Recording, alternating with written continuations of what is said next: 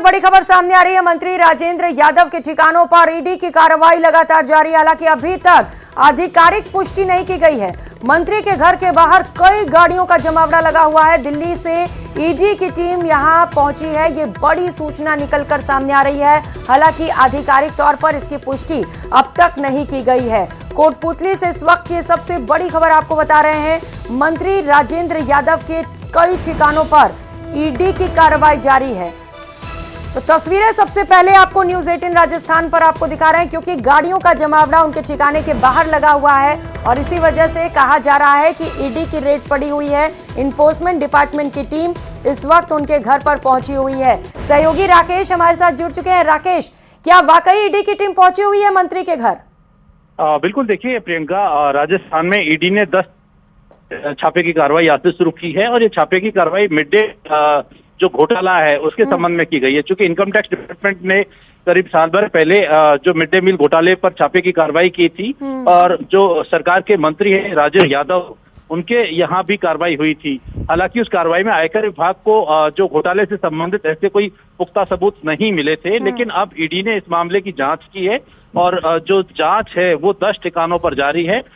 मंत्री राजेंद्र यादव के साथ साथ इसमें जो दलाल हैं उन दलालों के ठिकानों पर, क्योंकि ऊंची दरों पर जो बच्चों की निवाला खरीदने का मामला था वो बहुत ऊंची दरों पर खरीदा गया था। जो निर्धारित दरें थी उससे ज्यादा पैसा उसमें भुगतान करने का मामला सामने आया है। तो ये भुगतान किस तरीके से कहाँ कब किया गया है इसकी जांच अब ईडी कर रही है।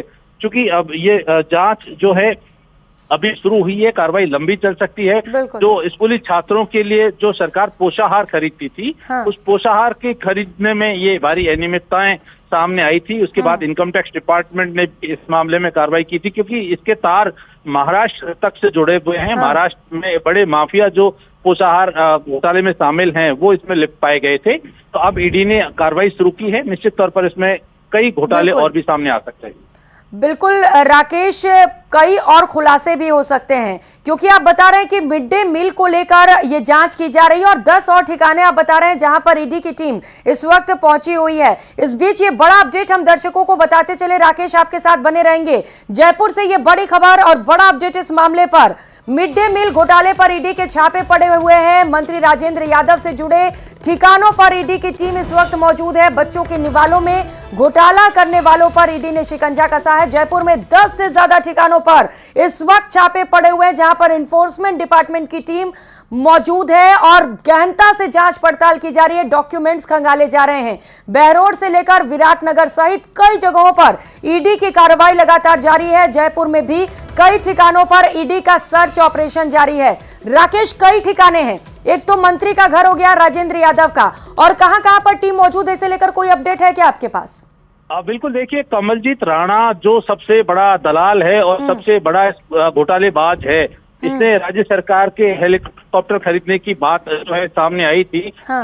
उससे जुड़े ठिकानों पर भी ईडी की टीमें पहुंची हैं और क्योंकि पूरे घोटाले का मास्टरमाइंड जो इसी को बताया जा रहा है। जब आयकर विभाग ने भी छापे की कार्रवाई की थी तब भी इसके यहाँ से महाराष्ट्र से जो पोषाहार वितरण की धांधली के दस्तावेज जो मिले थे उसमें वहां पर भी बहुत बड़े पैमाने पर जो है भ्रष्टाचार करने की बात सामने आई है और वो सबूत भी ईडी ने इनकम टैक्स डिपार्टमेंट से लिए हैं। और इनकम टैक्स डिपार्टमेंट की कार्रवाई के बाद अब ईडी ने जो मनी लॉन्ड्रिंग हुई है, खासतौर पर पैसे का लेन देन जिस जरिए से हुआ है उस पूरे मामले में मनी लॉन्ड्रिंग की जांच अब ईडी ने की है। क्योंकि जो कमीशन खोरी हुई है या जो बंदर बांट हुई है कमीशन खोरी की, वो किस तरीके से कहाँ किन किन कंपनियों में गई है। चूंकि मंत्री राजेंद्र यादव की कंपनियां भी मिड डे मील की खरीद फरोख्त में शामिल थी। इनकम टैक्स डिपार्टमेंट की जांच में यह तथ्य सामने आया था कि जो पोषाहार खरीदा गया है वो निर्धारित दरों से ज्यादा दरों पर खरीदा गया था।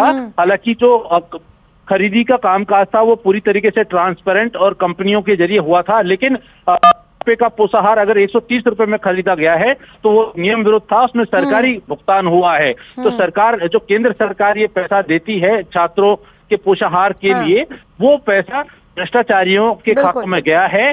तो उसकी जांच अब ईडी ने कर दी है कि ये जो पैसा गया है कहाँ कहाँ गया है, किन किन लोगों के खातों में गया है। इसकी जांच अब मनी लॉन्ड्रिंग की जांच ईडी ने शुरू की है। बिल्कुल, जांच जारी है राकेश, और जांच की आज कहां तक पहुंचती है ये देखना भी बड़ा दिलचस्प होगा, क्योंकि मिड डे मील में ये गड़बड़ झाला हुआ है जो बच्चों का निवाला था। कम से कम ये पता चलना चाहिए कि कौन कौन लोग इसमें शामिल हैं। क्या लग रहा है कुछ और बड़े नेताओं का नाम भी सामने आ सकता है सफेद वर्दी तक? बिल्कुल, देखिए जिस तरीके से जो पोषाहार का मामला है, ये अकेले क्योंकि मंत्री राजेंद्र यादव के विभाग का मामला नहीं है, ये मामला जो महिला बाल विकास जो विभाग है, इसके अलावा सहकारिता विभाग है, जो दूसरे विभाग हैं, तो वो दूसरे विभागों में जब इस पोषाहार की सप्लाई हुई है, या जो खाद्य एवं आपूर्ति विभाग है, इन विभागों के जिम्मे में आता है। यानी खरीदार होने चाहिए थे कोई और, लेकिन मंत्री राजेंद्र यादव से जुड़ी जो कंपनियां हैं, इनके परिजनों के नाम पर जो कंपनियां हैं, उन कंपनियों के जरिए ये पोषाहार खरीदा गया है और महंगी दरों पर ये पोषाहार की खरीदारी हुई है। तो अनियमितताएं बरती गई हैं, और अनियमितताओं में जो मनी लॉन्ड्रिंग हुई है, पैसे का लेन देन हुआ है, पैसे की आवाजाही हुई है, उस मामले पर ईडी ने जांच शुरू की। बिल्कुल राकेश, नियम के विरुद्ध जाकर पेमेंट किया गया, बड़े पैमाने पर यहां पर अनियमितता और भ्रष्टाचार का खुलासा होते हुए भी नजर आ रहा है। हीरालाल सैन सहयोगी कोटपुतली से इस वक्त हमारे साथ जुड़ चुके हैं। हीरालाल, क्या कुछ अपडेट ईडी की कार्रवाई को लेकर, कहां पर टीम मौजूद है इस वक्त?